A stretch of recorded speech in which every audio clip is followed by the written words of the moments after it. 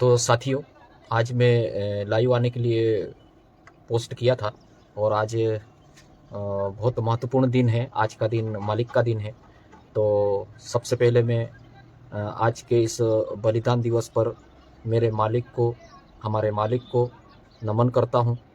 और आज आप जितने भी साथी अभी मेरे साथ जुड़ेंगे उस पे हम लोग चर्चा करेंगे कि आज के दिन जो मालिक की जयंती है, बलिदान दिवस है, और उस दिन पे हम लोग किस बात की चर्चा करना चाहिए और आज क्या क्या हुआ उस संबंध में भी हम बताएंगे।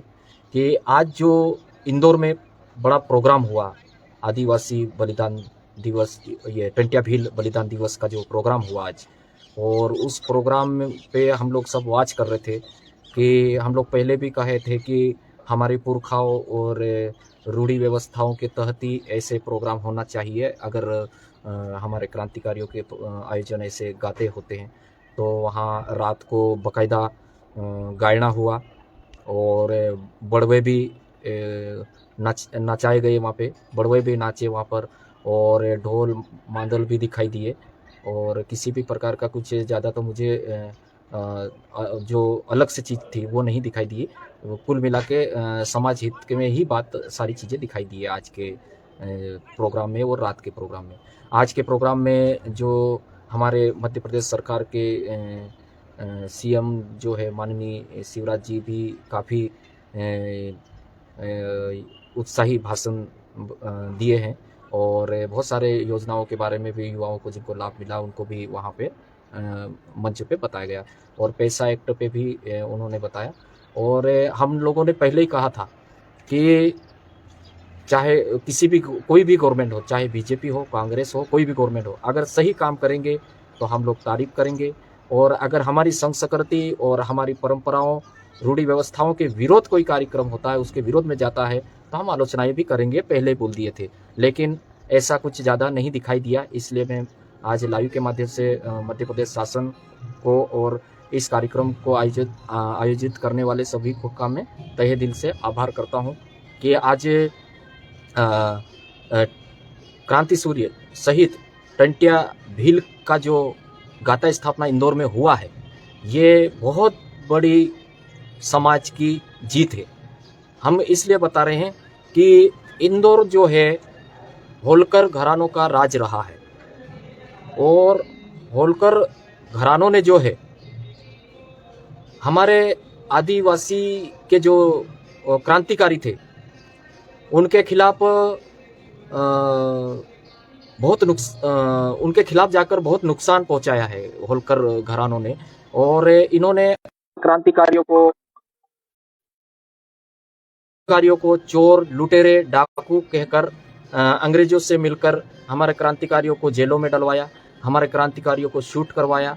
तो यह घटनाएं हम लोगों ने सुना हमारे पुरखाओं के द्वारा कि इन घटनाओं के कारण हमारे समाज का नुकसान हुआ। और आज इंदौर में उन्हीं के आंगन में जिन्हें चोर घोषित किया, जिन्हें डाकू बोला, उन्हीं के आंगन में आज इतना भव्य आयोजन हुआ। और इंदौर के गली गली हर चौराहे पे टंट्या भील के कटआउट लगे हुए, बैनर लगे हुए हैं, पोस्टर लगे हुए हैं। ये हमारे पुरखा शक्तियों की जीत है। पुरखा क्रांतिकारियों की शक्तियां आज की तारीख में जाग चुकी है। और हम लोगों ने ये भी कहे हैं कि आज 4 तारीख के दिन उनको फांसी दी गई थी जबलपुर में, और उसी जबलपुर की जेल में समाज के जल, जंगल, जमीन, खनिज संपदाएं और संस्कृति की बात करने वाला बेटा विलेश खराड़ी भी वहां पर बंद है, जबलपुर जेल में। और आज मैं लाइव के माध्यम से ये बताना चाह रहा हूं कि रतलाम में जो घटना घटी है, उस घटना पे मध्य प्रदेश शासन बिल्कुल संज्ञान के साथ इस घटना को ले और उसमें क्या सही क्या गलत है उस पर विचार मंथन करे। अगर वहां का स्थानीय विधायक और धार झाबुआ, ये रतलाम झाबुआ का जो क्षेत्र के जो सांसद है, उन्होंने गलती की है या नहीं की है, या फिर युवाओं ने गलती किया, उस चीज पे मंथन करे और आज की तारीख में अलग अलग जेलों में जिन युवाओं को पहुंचाया गया है, एक को भोपाल जेल में पहुंचाया गया है, अभय ओहरी जी को इंदौर सेंट्रल जेल में पहुंचाया गया है, और विलेश खराड़ी को जबलपुर सेंट्रल जेल में पहुंचाया गया है, और आरटीआई एक्टिविस्ट विसिल ब्लोवर जो आदिवासी समाज के लिए सहयोग के लिए आते हैं, आनंद राय जी, डॉक्टर आनंद राय जी, उनको सागर जेल में पहुंचाया गया है। तो हमारा यही कहना है कि इस घटना में शासन क्या सही है क्या गलत है, इस पर संज्ञानता के साथ मंथन करे, ये हमारा निवेदन है। और टंट्या भील जो थे बहुत ही अपार शक्तिशाली कहना चाहिए, जिनको हम लोग बचपन से उनके नाम सुनते आ रहे हैं। उनको चोर डाकू क्यों कहा गया? पहले लोग चोर बोलते थे, डाकू बोलते थे, लेकिन साथियों मैं कहना चाहूँगा कि चोरी की जो धारा है वो धारा ये कहती है कि किसी भी व्यक्ति की या किसी भी व्यक्ति की जो संपत्ति है, अचल या चल संपत्ति को उसकी परमिशन के बिना ले लेना चोरी कहलाता है। तो उस दौर में ये लोग जो टंट्या भील थे, जो टंट्या मामा थे, ये लोग बाकायदा अंग्रेजों के गोदामों में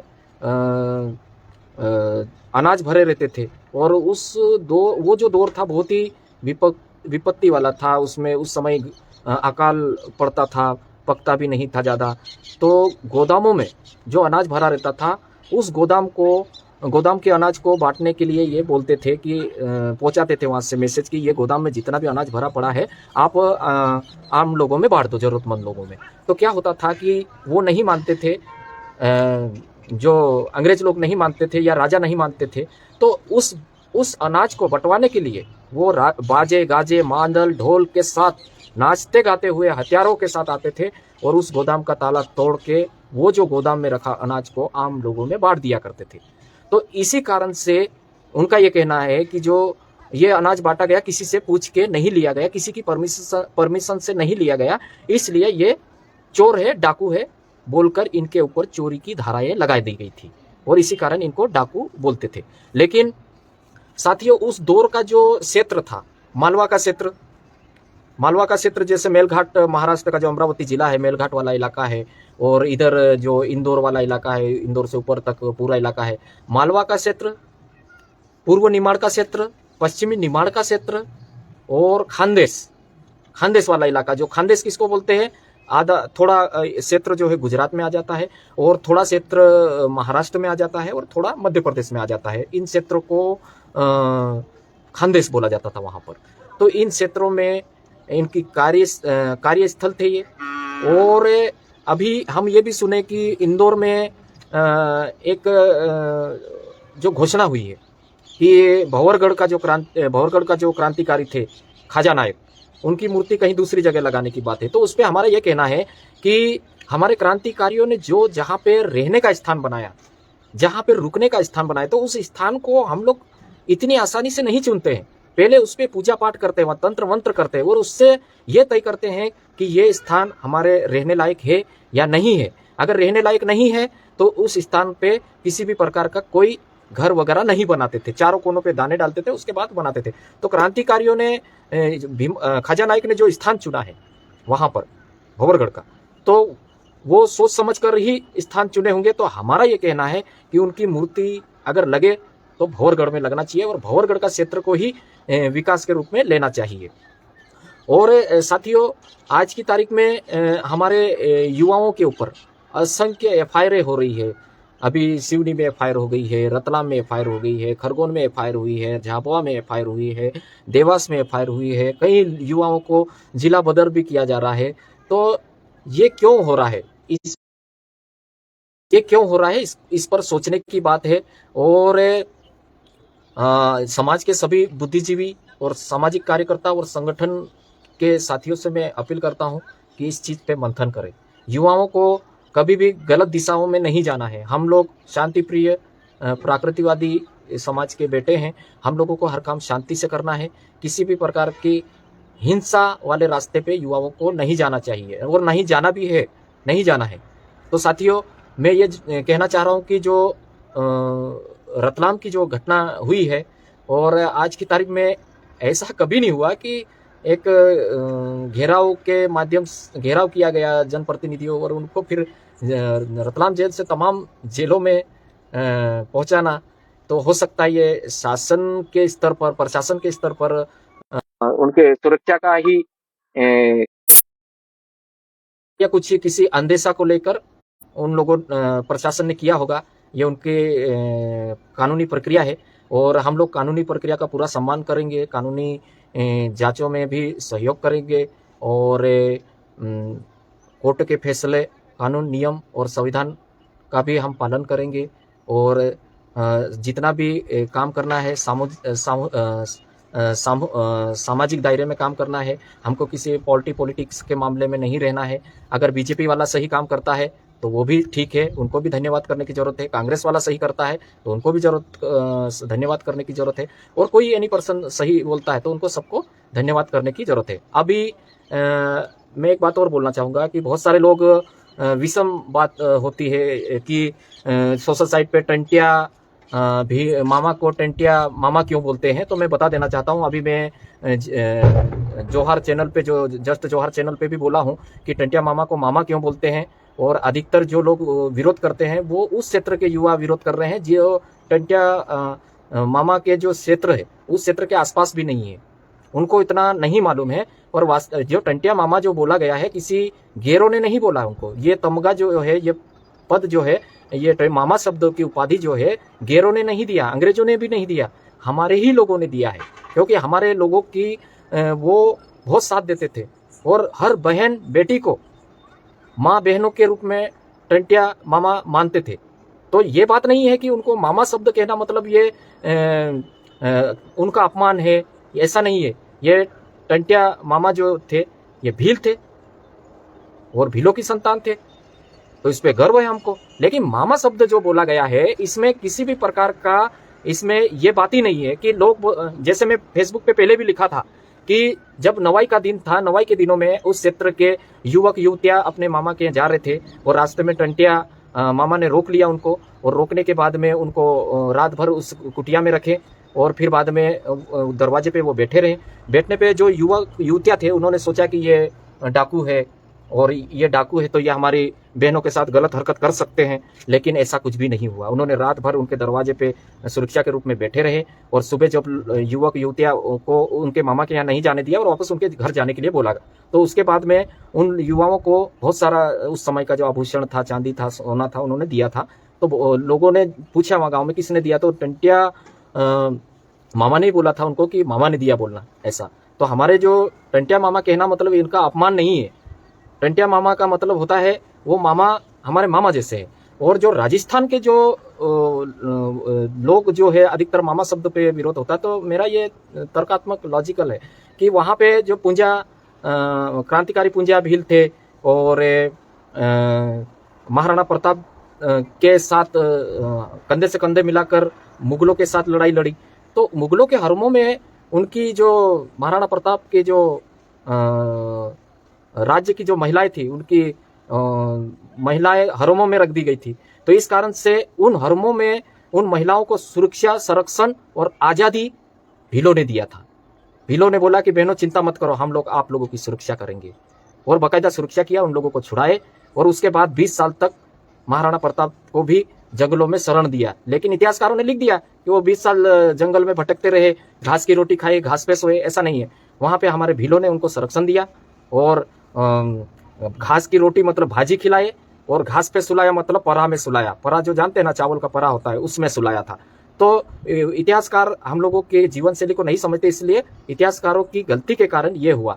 तो और उसके बाद में जो महिलाओं को छुड़ाई गई थी, उनकी जो संतानें हुई, उन्होंने बोला कि ये जो भील है ये तुम्हारे मामा समान है बेटा। तो लेकिन धीरे धीरे क्या हुआ कि वही लोग इस मामा शब्द को एक निम्न स्तर का, गिरी हुए स्तर के रूप में देखने लग गए।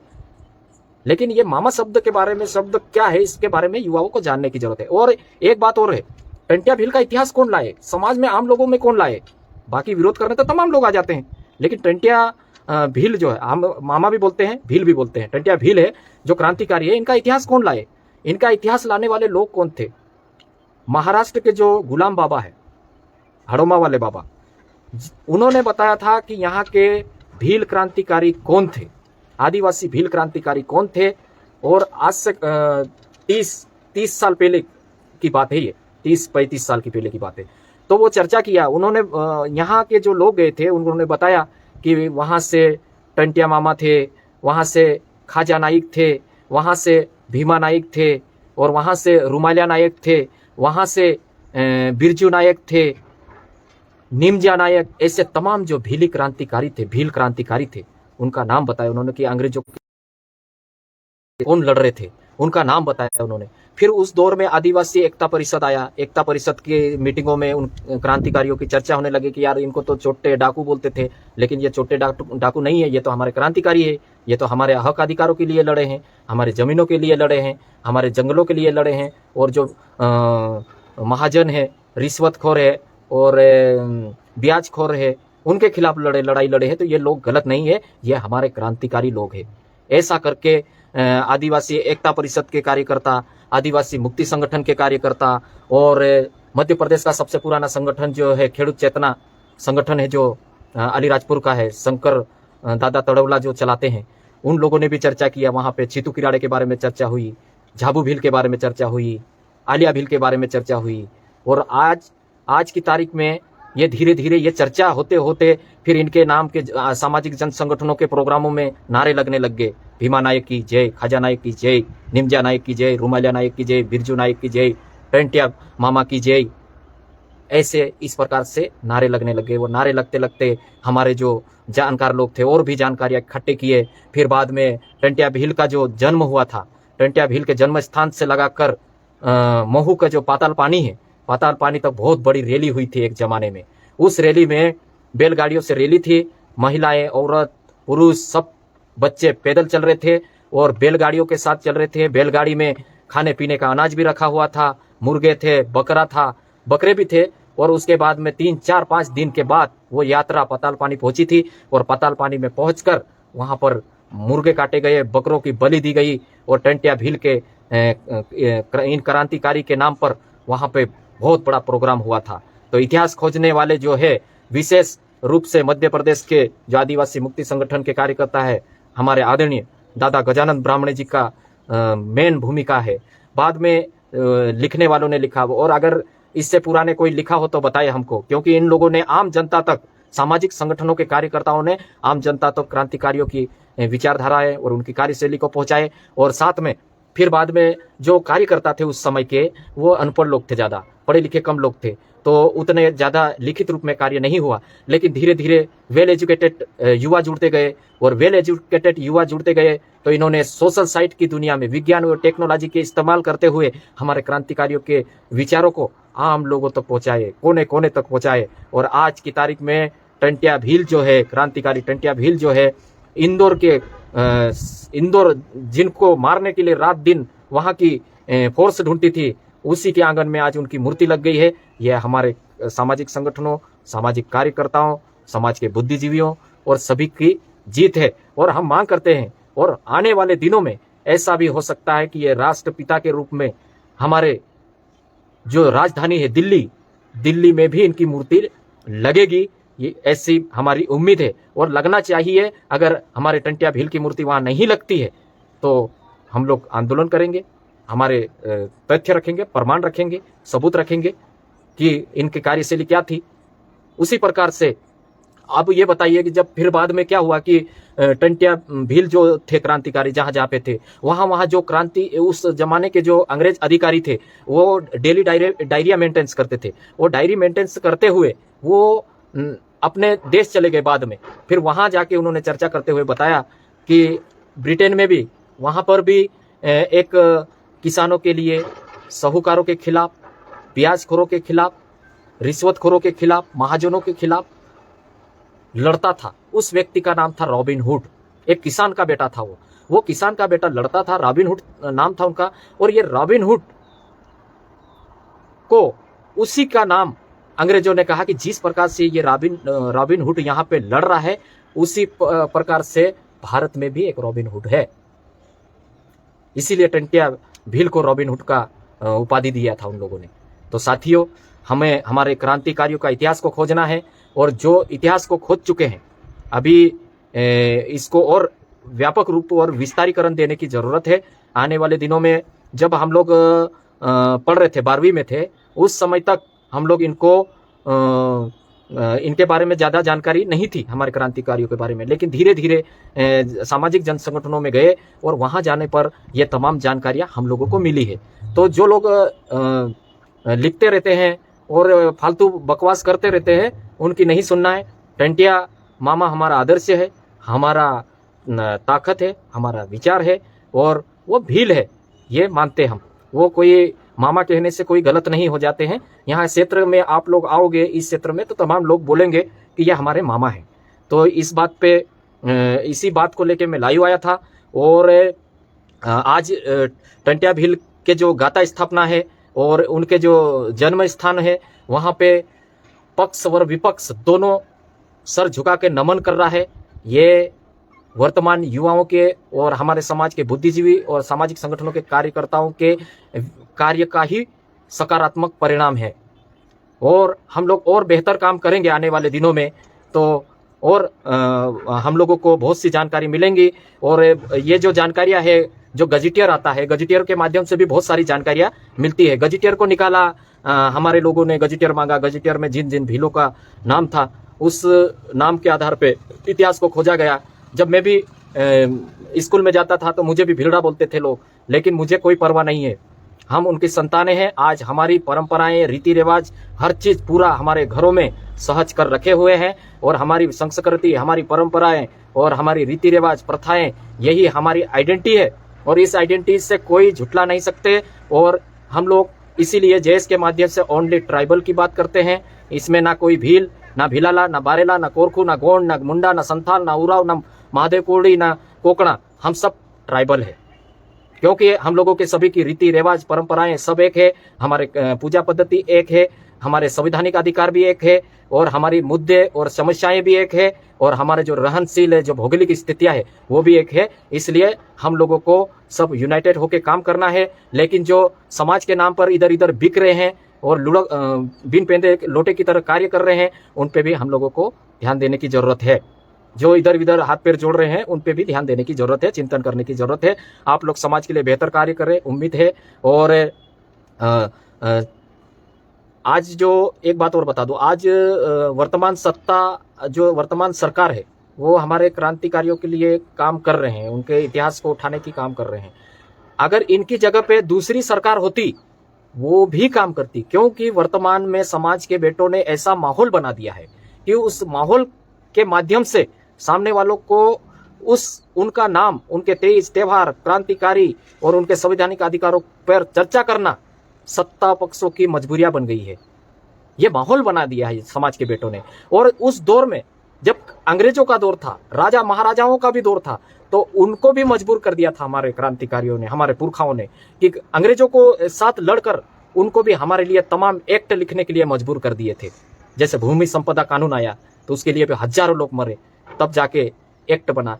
बहुत सारे जो कानून है, एक एक कानून जितना भी बना है, उस कानून के पीछे हजारों लोग शहीद हुए, तब जाके हमारे कानून बने हैं। अंग्रेजों को भी मजबूर किया हमारे लोगों ने कानून बनाने के लिए। तो आने वाले दिनों में, आज हमारी जो वर्तमान पीढ़ियां है, वो वर्तमान सत्ताओं को भी हमारे लिए नियम बनाने के लिए और हमारे जो संवैधानिक नियमों को सुचारू रूप से पालन करने के लिए मजबूर कर दिया है। तो ये होती है कार्यशैली। कार्यशैली के माध्यम से हम लोग काम करेंगे, एक दूसरे का विरोध नहीं करना है। अगर किसी को ऐसा भी लगता है कि ये विरोधाभास है, तो बाकायदा बैठ के विचार करो। और विरोध होना चाहिए, मैं मानता हूं, लेकिन मुद्दों पे विरोध भी ऐसा हो, एक मर्यादा में होना चाहिए। और अगर मैं आपके विचारों से सहमत नहीं हूं, तो विचारों का जवाब विचारों से ही देना चाहिए। और बातचीत के रास्ते हमेशा खुले रखना चाहिए। संवाद कभी बंद नहीं होना चाहिए। अगर आप और मेरे विचार नहीं मिल रहे हैं, तो किसी दिन किसी चौराहे पे या किसी जगह पे मिलते हैं, तो हंसते हुए मिले और फिर बाद में उसी बिंदु पे चर्चा करें। इस प्रकार के व्यवहारिकता के साथ कार्य करना है। हमको झगड़ा नहीं करना एक दूसरे के कि अरे इसने ऐसा बोल दिया हम इसको ऐसा करेंगे, गाली गलौज करना ये ठीक नहीं है। आप विचारों का जवाब विचारों से दीजिए, तर्क का जवाब तर्क से दीजिए, तभी तो बुद्धिजीवी माने जाओगे, नहीं तो आम लोगों में और उसमें क्या अंतर है। तो आज मैं लाइव आया हूँ और जितने भी साथियों ने हमारा लाइव को सुने, इसलिए आप सभी को दिल से सेवा जोहार, आपकी जय, जिंदाबाद। और साथियों, उम्मीद करता हूँ मैं कि हमारे क्रांतिकारियों, देवी देवता और पुरखात्माओं से मैं प्रार्थना करता हूँ कि समाज के बेटे जो लड़ रहे हैं उन्हें न्याय मिलेगा, सच का परिणाम मिलेगा। मैं ऐसी आशाएं, उम्मीद और विश्वास करता हूं और इसी के साथ मैं अपना लाइव यहीं बंद करता हूं। जय जोहार, आपकी जय, जिंदाबाद।